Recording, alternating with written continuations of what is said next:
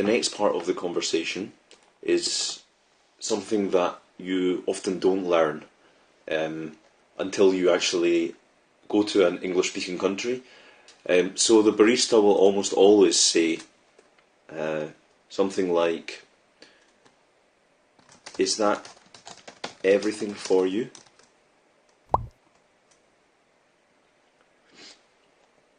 Or maybe,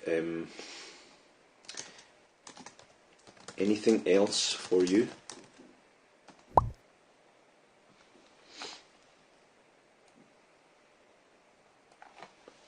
These are both possible. So what do you think you would say? "Yes, that's all, thanks." That's quite good actually. Yes. Yeah, that's it. That's okay as well. You have to be careful, okay? Because "Is that everything for you?" You say, "Yeah, that's all, thanks." Or you can just say, "Yes, thanks." That's fine as well, just "Yes, thanks."